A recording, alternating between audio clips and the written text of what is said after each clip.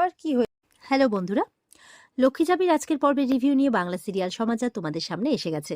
তো আজকের পর্বের রিভিউতে যেটা দেখা যাচ্ছে যে ঝাঁপি তো কনে পক্ষর ব্যাপারটা একটু অবাক হচ্ছে, কারণ যাই বলছে তাতেই রাজি হয়ে যাচ্ছে। এবার ঝাঁপি বলছে আমাদের একটা শর্ত আছে। তো বলছে কনে পক্ষর আবার শর্ত, বলে কেন? আপনারাই তো বললেন যে চূর্ণী নাকি আপনাদের ঘরের মেয়ে, তো কনে পক্ষকে শর্ত রাখতে নেই বুঝি? তো যখন ও আপনাদের ঘরের মেয়েই হয়ে যাবে তাহলে তো আমাদের আর কি কনে পক্ষ আর কি বর পক্ষ, তাই না? আমরা তো একই হলাম। তো বলছে বাহ, আপনার কথা শুনে বেশ মনে হচ্ছে আপনার বেশ রুচি ভালোই, মানে এই জন্যই হয়তো আপনাকে এতটা ভালোবাসে আপনার পরিবার, এরকম ভাবে বলছে। বলছে তা কি শর্ত? তো ঝাঁপি বলছে আমাদের চুন্নি পুলিশ হতে চায়, তার জন্য ও প্রিপারেশন নিচ্ছে আর পরীক্ষাও দিবে, তো তাতে যাতে তাকে বাধা না দেওয়া হয় আর কি। তো ছেলের বাবা বলছে না না ও মা, এ তো খুব খুশির খবর, এটা আবার বাধা দেওয়ার কোনো কথা হলো? এটা আবার শর্ত হলো নাকি? আর তাছাড়া উকিলের বাড়িতে পুলিশ বৌমা, ব্যাপারটা কিন্তু দারুণ জমবে, এইভাবে বলছে। ঝাঁপি বলছে অবাক কাণ্ড, যা বলছি তাতেই রাজি হয়ে যাচ্ছে, যেন বিয়ে করার একেবারে পণ নিয়ে এসেছে এরা। কি করি এবার? না, আমাকে শুভমকে জানাতেই হবে, তাই বলছে। তো ঝাঁপি এবার অন্যদিকে চলে যায়। দীপ মনে মনে ভাবছে ঝাঁপিটা এবার একটু বেশি বাড়াবাড়ি করছে, এখানে আমি আর বাবা আছি কথা বলার জন্য, তাও একটু বেশি বেশি কথা বলছে, এখন আবার কোথায় গেল, না জানি কি করবে, এরকমটা ভাবছে।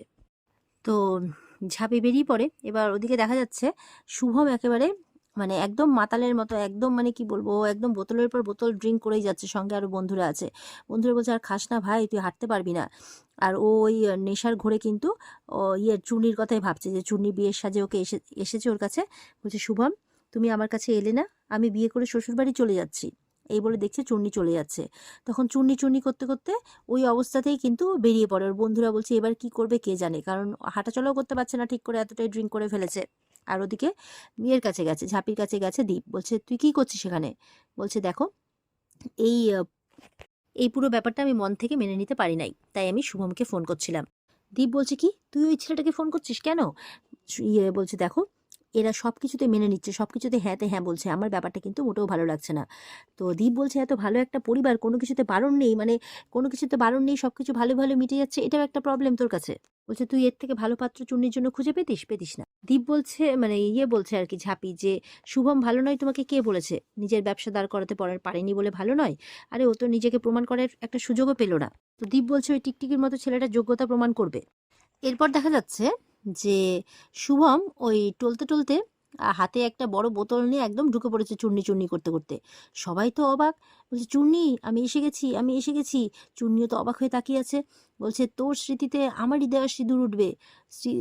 তারপরে বলছে যে তোর নাম আমার হৃদয়ে লেখা আছে, বল আজকে উত্তর না নিয়ে আমি যাবো না যাবো না। ঝাঁপি বলছে এগুলো কি করছিস তুই? চুন্নি এসে তখন একটা চড় মারে, বলছে পেয়েছো উত্তর, পেয়েছো উত্তর, এখন বেরো বেরো এখান থেকে। দীপও ধাক্কা মেরে বের করে দেয়। আর তখন মানে দীপ বলছে, ফার্স্টে চুনির বাবা বলছে ক্ষমা করবেন, আসলে আহ, এতে চুনির কোনো দোষ নেই, এই ছেলেটা অনেকদিন ধরে ডিস্টার্ব করছিল। দীপও বলছে হ্যাঁ সত্যি অনেকদিন ধরে ডিস্টার্ব করছিল, আমাদের পাড়ার ছেলে। তো তখন ছেলের বাবা হাত দিয়ে থামিয়ে দেয়। সবাই ভয় পেয়ে যায়, ব্যাপারটা কি হলো? তো বলছে দেখুন, আমরা আধুনিক যুগের মানুষ, তো আমি জানি এরকম আমাদের বৌমা সুন্দরী, এরকম ছেলে পেলে অনেক নিশ্চয়ই ডিস্টার্ব করবেই। তো আমাদের বাড়িতেও মেয়ে আছে, আমরা এইসব বুঝি, তাই এইসব নিয়ে আমাদের কোনো মাথা ব্যথা নেই, আমাদের কোনো সমস্যাও নেই। তো এইটা শুনে তো দীপদের মাথায় মুখে হাসি ফোটে। আর অবাক হয়ে যায় ঝাঁপি, বলছে কি ব্যাপার, এত কিছু হয়ে যাওয়ার পরেও এদের কোনো আপত্তি নেই? দেখা যাচ্ছে ছেলে কিছু বলতে চাইছে কিন্তু ছেলের বৌদি হাতটা নামিয়ে নিচ্ছে, কিছু বলতে দিচ্ছে না। ওদিকে ছেলের বোনও বলতে চাইছে কিন্তু তাকেও বলতে দেওয়া হচ্ছে না। তো ঝাঁপি বলছে নিশ্চয়ই কোনো একটা গড়বড় আছে, এতটা ভালো এরা, ব্যাপারটা কিছু বুঝতে পারছি না। তো এবার দীপ গিয়ে বলছে, ঝাঁপিকে বলছে কিরে, কোনো উত্তর নেই এখন তোর? এরকম একটা ছেলের সাথে বিয়ে দিতিস তুই চুন্নির? হুম? ঝাঁপি চুপ করে আছে, মনে মনে বলছে সত্যিই তো, শুভমটা যা করে গেল, এখন ওর সাথে চুন্নির বিয়ের কথাটা আমি বলি কি করে?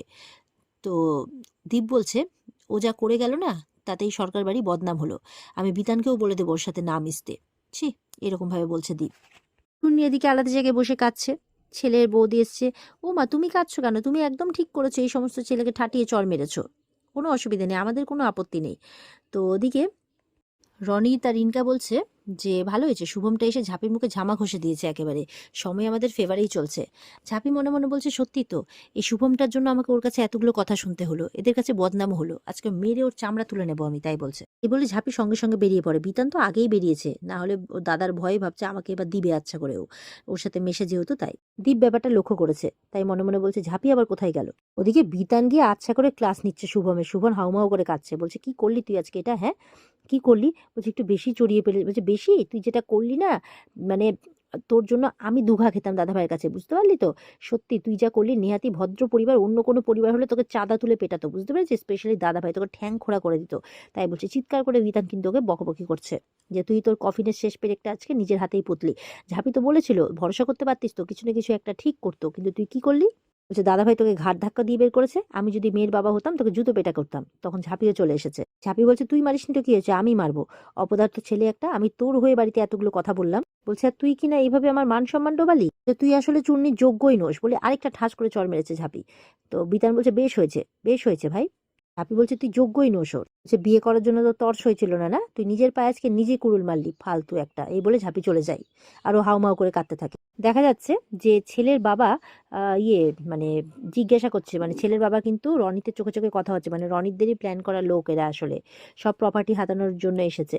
তো দীপের বাবাকে জিজ্ঞাসা করছে তা বাড়িটা তো অনেক বড় মনে হচ্ছে, কত কাটা জমি আছে? তো দীপের বাবা বলছে ওই বাড়ি দিয়ে ঢুকতে একটা বাগান, আর এদিকে সবটা মিলিয়ে 8 কাটা 4-6 ছটাক মতো। বলছে বাবা অনেকটাই বড়। তো বলছে যান গিয়ে ঘুরে দেখে আসুন। তো বলছে না না, আমি আর দেখে কি করব, যার শ্বশুর বাড়ি সেই ঘুরে দেখুক। তো এবার বলছে যাও বৌদির সাথে আর ওই বাড়ির লোককে নিয়ে এবার ঘুরে দেখতে বলছে আর কি। এদিকে এবার এদিকে এবার ছেলের বাড়ির লোককে কোল্ড ড্রিঙ্কস দিচ্ছে, তো মেয়ের বাড়ির লোক। তো তখন ঝাঁপি চলে এসছে আর কাকিমাকে বলছে দাও আমি দিচ্ছি। তো ঝাঁপি দিচ্ছে, তখন বলছে এই বাবা, নীলাভ বাবু আর বৌদির কথা বলছে, ওনারা কোথায়? তো দীপের বাবা বলছে ওরা একটু বাড়িটা ঘুরে দেখছে, যা নামা যা ওপরেই যা, গিয়ে দিয়ে চলে আয়, ওপরে আছে ওরা। তো ঝাঁপি গেছে, ওদিকে দেখা যাচ্ছে ও বাবা, নীলাভ তো তার বৌদির সাথে সম্পর্ক রয়েছে। তার বৌদি তাকে ক্লোজলি নিয়ে বলছে যে যদি ওই বউয়ের দিকে ঘুরেও তাকিয়েছো না, মানে বিয়ে করছো করো, যদি ঘুরে তাকিয়েছো ওর খাবারে বিষ মিশিয়ে আমি খাইয়ে দেবো। না না, তা আমি করতে পারি? ওকে তো শোপিস বানিয়ে রাখবো, আমার মনে তো শুধু তুমিই আছো, এরকম চলছে হাত ধরাধরি করে ক্লোজলি। তো সেই সময় ঝাঁপি চলে গেছে, ঝাঁপি দেখে অবাক, বলছে নীলাভ বাবু, তখন দূরে সরে গেছে। আর এমন একদম ভান করছে, ওর বৌদি বলছে দেখো না, জামার বোতামটাও লাগিয়ে আসিনি, দেখো কেমন অবস্থা, তো এই ছেলের বিয়ে দেবো না তো কি করবো বলো? ও তুমি কোল্ড ড্রিঙ্কস নিয়ে এসছো, দাও দাও দাও, এই চলো আমাদের দেখা হয়ে গেছে, নিচে যায়। এই বলে ওরা ঘাবড়ে নিচে চলে যায়। নীলাভ বলছে দেখলে তোমার জন্য সবকিছু হলো, দেখে নিল নাকি কে জানে। ঝাঁপি মনে মনে বলছে আমি যা দেখলাম তা কি ঠিক দেখলাম? এদের সাথে এদেরকে এই অবস্থাতে আমি কোথায় যেন একটা দেখেছি। কি করি এবার, কাকে বলি এ কথা আমি, কি করি? আমাকে সুযোগ বুঝে ওর সাথে কথা বলতেই হবে, বিয়েটা আমাকে চুন্নি দাদাভাইকে বলে আটকাতেই হবে, এমনটা বলছে। তো এবার নিচে গেছে। তো নিচে গিয়ে এবার দেখছে যে ওমা এত আনন্দ কেন, মানে নিচে কথা বলা বলি করে 2 দিন পরেই বিয়ে করবে, বিয়ের জন্য বলছে ছেলের বাড়ি। আর সেটা দীপরা বলছে এত তাড়াতাড়ি, একটু সময় পেলে ভালো হতো। বলে না না শুভস্ত্র শীঘ্রম, তাই বলছে। এই বলে একদম শুরু, মানে 2 দিন পরেই বিয়ে হবে, পাকা কথাকথি শুরু, কথা বলা শুরু, মিষ্টি খাওয়া খাওয়ি শুরু। ঝাঁপি বলছে এত কিসের আনন্দ নিচে? দীপকে জিজ্ঞাসা করে জানতে পারছে 2 দিন পরেই বিয়ে ঠিক হয়েছে। ঝাঁপি মনে মনে বলছে সর্বনাশ, এবার কি করে আমি বিয়েটা আটকাবো? আমি ওর সাথেই বা কি করে কথা বলবো? চুন্নির কাছে গিয়ে বলছে চুন্নি তুই বিয়েতে রাজি হয়ে গেলি? চুন্নি বলছে দেখ, শুভম যা করলো আমি কোন মুখে ওর সাথে বিয়ের কথা বলি তুই বল? তাছাড়া শুভমের থেকে এই নীলাভ অনেক ভালো, তাই আমি কি কেনই বা না করব? একদিন না একদিন তো বিয়ে আমাকে করতেই হতো, তাই আমি হ্যাঁ বলে দিলাম। ঝাঁপি বলছে এবার আমি কি করি, কি করে বিয়েটা আটকাই? এরকম ব্যাপার আর কি চলছে। আর ওদিকে রনিতরা কিন্তু মনে মনে ভাবছে ঝাঁপি আবার কি হলো হঠাৎ করে এরকম করছে কেন, ও কোনো কিছু সন্দেহ করলো না তো?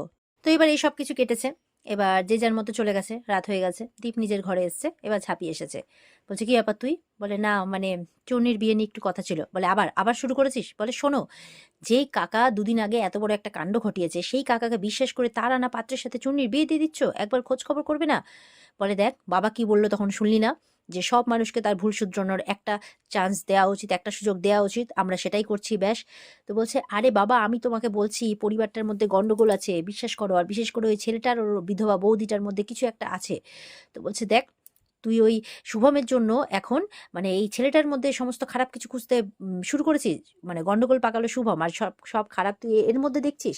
বলে আরে বাবা এতটা অন্ধ হয়ে থেকো না, একটু চোখ খোলা রাখলে নিজেরাও বুঝতে পারতে, আমার পুরো ব্যাপারটাই গন্ডগোল লাগছে। শুভম এত বড় একটা গন্ডগোল পাকালো, তাও এদের কোনো কিছু হলো না, এরা বিয়ে নিয়ে এত তাড়াহুড়ো করছে, একবার ভাবো। বলছে দেখ আমার বোন, তোকে মাথা ঘামাতে হবে না। বলে আরে বাবা তোমার বোন তো কি হয়েছে, ও আমার ভালো বন্ধু, আমি ওর জন্য কনসার্ন হব না? বলে না, হতে হবে না, তোকে আমার পরিবারের ব্যাপারে একদম নাক গলাতে হবে না। বলে এই না, এই তোমার শুরু একেবারে আমাকে সন্দেহ করা, আমাকে অবিশ্বাস করা, আমার একদম সুযোগ বুঝে আমাকে কথা শোনানো না, একটু চোখ কান নাক মুখ খোলা রাখতে পারছো না, কেমন দাদা তুমি? বরঞ্চ যাও পাড়ার মুদির দোকানে যাও, ওই চায়ের দোকানে যাও, ওগুলোর থেকে বরঞ্চ বড় খবর পাওয়া যায়, ওখানেই সব খবরের ইয়ে পাওয়া যায়, ওখানেই সব দিককার খবরাখবর থাকে। বলে কি, এখন আমি মুদির দোকানে গিয়ে ছেলের খোঁজ নেব, পরিবারের খোঁজ নেব? বলে হ্যাঁ, দেখো যদি তোমরা না করো, তোমরা যদি অন্ধের মতো বসে থাকো, আমি কিন্তু যাব খোঁজ করবো, আর যদি কোনো গন্ধ পাই আমি, তাহলে কিন্তু এই বিয়েটা আমি আটকাবই। এই বলে ঝাঁপি চলে যায়। দীপ বলছে হ্যাঁ হ্যাঁ যা আটকাগা, যা আটকাগা। তো এবার ঝাঁপি রাগ করে কথা বলতে বলতে রাস্তা দিয়ে যাচ্ছে। একটুতেই আমাকে ভুল বোঝা, একটুতেই আমাকে সন্দেহ করা, এইটা শুনবে না ওটা শুনবে না, এটা ওটা, একদম বিরক্ত এসে গেল আমার। এই থাকুক ওই রাক্ষসীকে নিয়ে সঙ্গে, আমার আমি বিরক্ত এসে গেল, যাই আমি বরঞ্চ খোঁজ খবর নিই।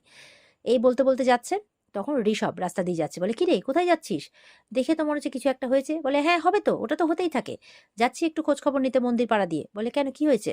বলছে দেখ না, একদিনেই চুন্নির বিয়ের একদম পাকা দেখা হয়ে গেল। বলে কি, আজকালকার দিনে এরকম আবার হয় নাকি, একদিনেই দেখতে এসে কোনো খোঁজ খবর নাই কিছু নেই? বলে হ্যাঁ রে, আমার তো একটু গন্ডগোলে বলে মনে হচ্ছে, তাই আমি যাচ্ছি খোঁজ খবর নিতে। তো বলছে ঠিক আছে আমি ওদিকেই যাচ্ছি, চল একসাথেই না হয় যাই। তো ওদিকে এবার দীপ মনে মানে ঝাঁপির কথাগুলো ভাবছে এতক্ষণ ধরে, যে সত্যি তো এত মানে কাকার কথাটা যে বলেছে, যে কাকার উপরে বিশ্বাস করেছে, সেই আবার পাত্রের খোঁজ এনে দিয়েছে, তারপরে বৌদির সাথে কিছু একটা সম্পর্ক আছে, এইসব কিছু কথা মাথার মধ্যে ঘুরছে। তো বলছে যে ঝাঁপির কনক্লুশন তো আজ অব্দি ভুল হয়নি, তাহলে দাদা হিসেবে একবার কি আমার খোঁজ খবর করা উচিত, এমনটা মনে মনে ভাবছে দীপ। আর এখানেই কিন্তু আজকের পর্ব শেষ হয়ে যায়। তো এই ছিল আজকের পর্বের রিভিউ। আশা করি তোমাদের ভালো লেগেছে, আর ভালো লেগে থাকলে পর্বকে লাইক কমেন্ট করে জানাতে ভুলবে না, আর আমাদের সাথে জুড়তে চ্যানেলকে সাবস্ক্রাইব করতে ভুলবে না। দেখা হচ্ছে তোমাদের সাথে আগামীকালকে। সবাই খুব ভালো থাকবে। আজকের মতো পর্বের রিভিউ এই পর্যন্তই। বিস্তারিত দেখতে অবশ্যই স্টার জলসার পর্দায় চোখ রাখবে। টাটা।